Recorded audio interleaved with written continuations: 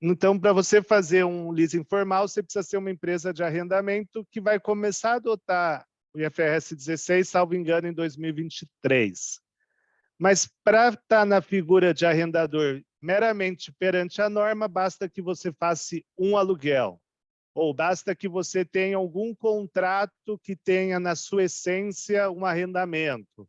Então, um que tem muito é locação de torre, tá? Para telefonia de celular. Então, acaba usando, tá? E aí, eventualmente, tem alguns casos complicados. E outro que talvez alguns de vocês já devem ter visto na prática, que dá um monte de problema na contabilidade para a gente ter DF individual. É quando você tem uma empresa patrimonial dentro de um grupo econômico, ou seja, os imóveis estão concentrados por motivo sucessório, tributário, em uma empresa. E as outras empresas do grupo que utilizam os imóveis. E essas outras empresas, elas pagam por isso. Então, a outra empresa, a que está utilizando, ela tem um direito de uso. A locatária, que é do mesmo grupo econômico, ela tem o ativo imobilizado. Então, se você for consolidar, você vai duplicar. Você vai colocar o direito de uso e o ativo imobilizado. Então, o que a norma, ela, em tese, ela pede para fazer? Ela não está escrito. A norma é no consolidado. No consolidado, você não faz um arrendamento para você mesmo. Então, o que você faz? Na hora de consolidar, você estorna tudo que você fez em relação ao IFRS 16 e finge que nunca foi aplicado o IFRS 16. Essa foi a solução meio de mercado. Eles falaram, pô, no consolidado eu não faço um arrendamento para mim mesmo, né? Como se fosse um intercompany. Tá? A norma, quando mudou o IFRS 16, ela não alterou a visão do arrendador. Tá? Por quê? Porque ela falou, o arrendador, eu não tenho problema com isso. Embora o arrendador tenha dois modelos que a gente vai comentar, em ambos os modelos tem ativo na empresa. O ativo está dentro da empresa, seja contas a receber, seja um ativo imobilizado. Então, não é tão grande o problema. É diferente da visão da arrendatária, que quando eu tinha o arrendamento financeiro a compra a prazo, eu tinha o ativo. Mas quando eu tinha o arrendamento operacional, eu não tinha o ativo. Então, vamos só mudar a visão da arrendatária, senão a gente nunca vai terminar a revisão dessa norma. Essa foi a visão do regulador. Tá? Então, para o arrendador, continua o modelo anterior, onde eu tenho dois tipos de arrendamento, duas classificações. Eu tenho o arrendamento operacional, onde, na essência, eu estou alugando bem. E eu tenho o arrendamento financeiro, onde, na essência, eu estou vendendo bem. Eu continuo tendo essas duas classificações. Tá? Como eu avalio se é um arrendamento financeiro ou operacional? Ou seja, se, na essência, eu estou meramente alugando ou se eu estou fazendo uma venda na modalidade de arrendamento. Tá?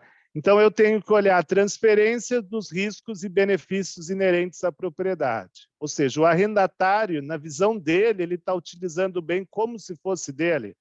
Então, a única diferença na visão de quem está pagando o aluguel é a escritura do bem, que está no nome próprio ou do arrendador. Se for isso, é um arrendamento financeiro, se não, é um operacional. E aí tem aqueles critérios clássicos. Se o prazo do contrato é basicamente a vida útil do bem, eu estou comprando.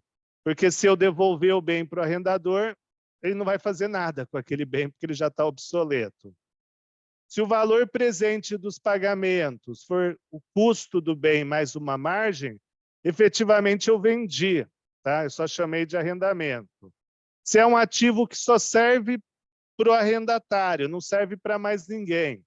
É um arrendamento financeiro, ninguém vai arrendar um imobilizado que nenhuma outra empresa possa utilizar, que foi feito personalizado e colocar uma cláusula de 2 anos, sendo que o ativo dura muito mais. Tá? É um contrato ineficiente. Tá? Então, eu sempre tento analisar isso do jeito que eu fazia na norma anterior para o arrendatário. Se for um aluguel operacional, o que acontece? Eu mantenho, eu arrendador agora, então o ativo é meu e eu estou alugando para um terceiro.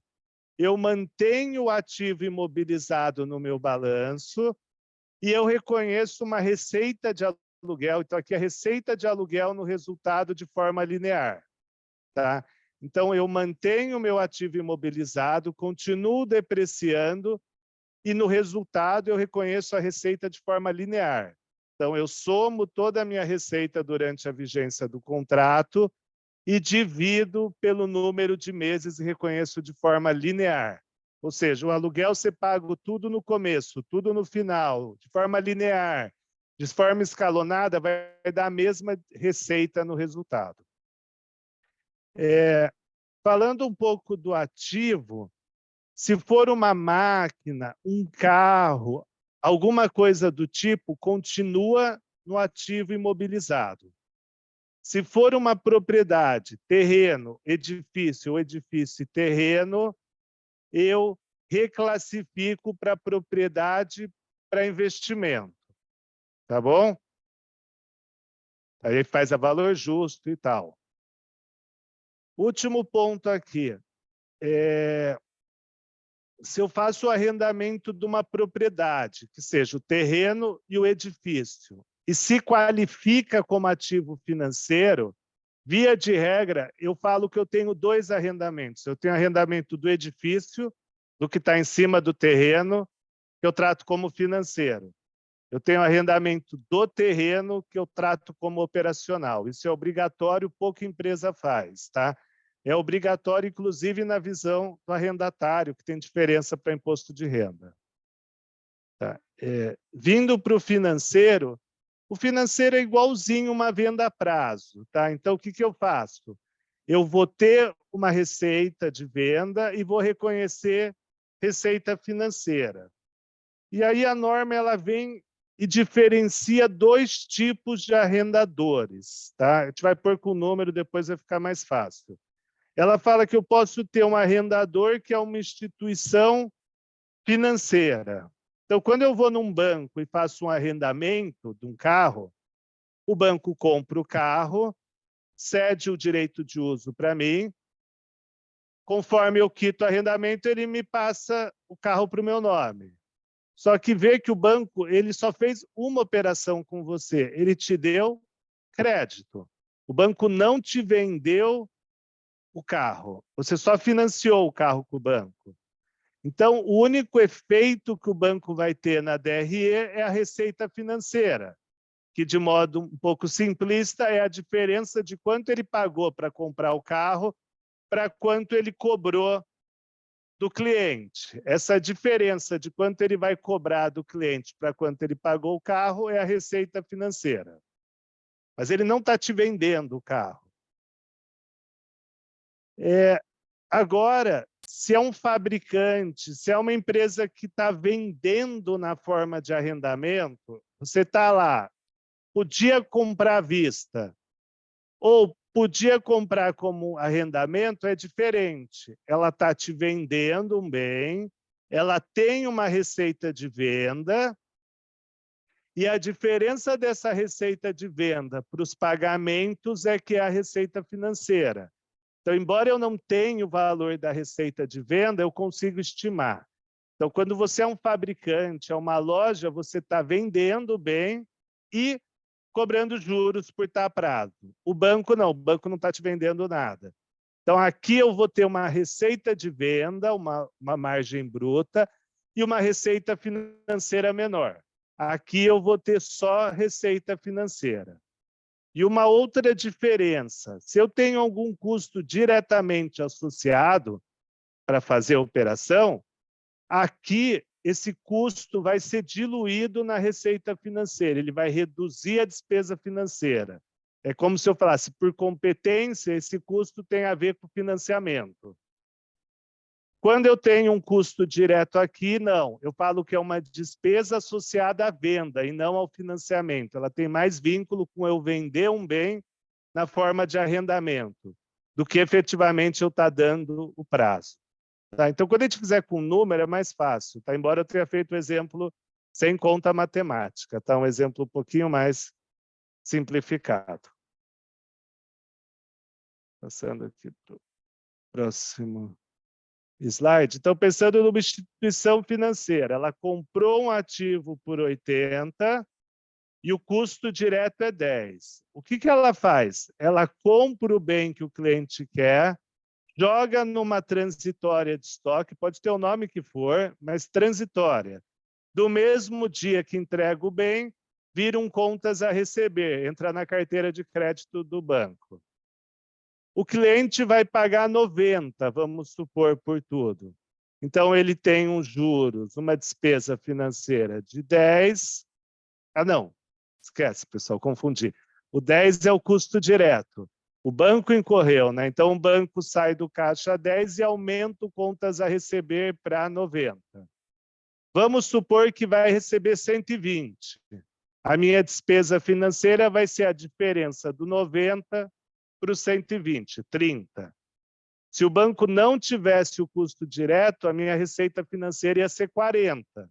Ia ser a diferença do 120 para com 80. Então, qualquer custo direto é um incremento do contas a receber. Tá? A gente vai ver isso na aula de ativo financeiro. Tá?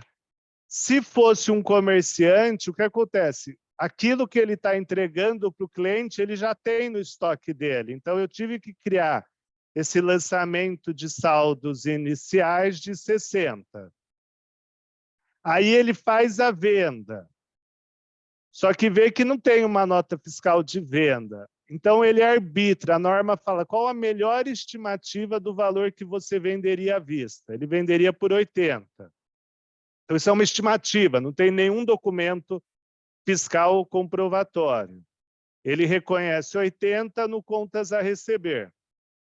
Então, vê que ele ficou com uma margem de 20, né? O CMV de 60 e uma receita estimada de 80 de venda. Ele teve um custo direto de 10. Eu reconheço como uma despesa de venda. Ela está associado, né, quando a gente faz o matching contábil, né, a competência, à venda e não a receita financeira, 10. Tá? E a receita financeira vai ser a diferença do 80 para o valor que esse fabricante vai ter. Então, essa é a diferença dos dois modelos. O fato de eu ter receita de vendas e o custo direto, o tratamento do custo direto. Então, essas são as duas diferenças. Tá? E aí, para finalizar, pessoal, eu queria que vocês tentassem fazer esse aqui.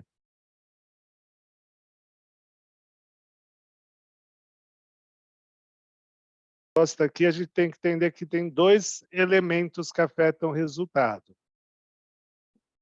Para chegar nessa conta, a gente tem que primeiro ver quem que é o vendedor. O vendedor é uma instituição financeira ou é um fabricante ou comerciante? Então, no caso, é um revendedor, não é uma instituição financeira. Tá? E ela faz um leasing financeiro. Então, esse exemplo não é Brasil. Tá? Concessionária e montadora no Brasil precisa ter banco, tá? Mas é só para simplificar. Mas poderia. E aí o cliente vai pagar 3 parcelas, isso é irrelevante, o carro custou 60 mil e o preço de venda é 75. Então, essa diferença do 15 para o 60 é uma receita de venda. Receita não, é o lucro na venda, uma margem bruta. Então, vê, não existe nota fiscal de venda, mas a concessionária sabe, ela fala, pô, se eu fosse vender à vista, por quanto eu venderia aquele carro à vista? Então, essa é a melhor métrica, facilmente determinável, facilmente defensável. E pagou taxa. Como essas taxas são pagas por uma concessionária e não por um banco, elas são despesa de vendas. Então, vai dar 13, porque eu tenho a receita de venda, 75. O custo de 60 e a despesa de 2. Tá? Então, a chave está aqui, ser concessionária. Estima o valor que teria vendido se fosse à vista.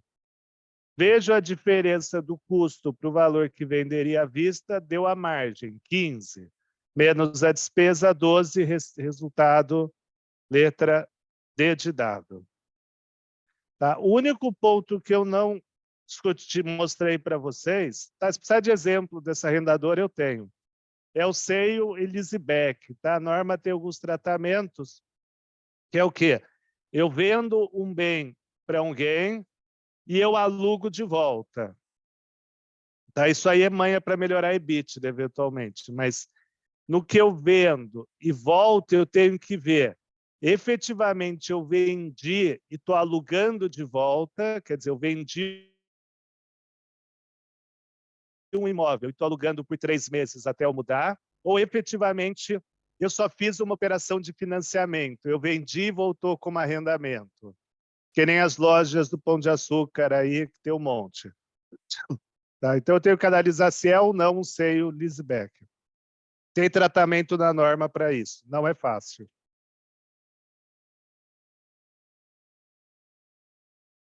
A dúvida é direito de uso, pessoal? A gente pode passar para o instrumento financeiro? Enquanto eu acerto aqui as telas.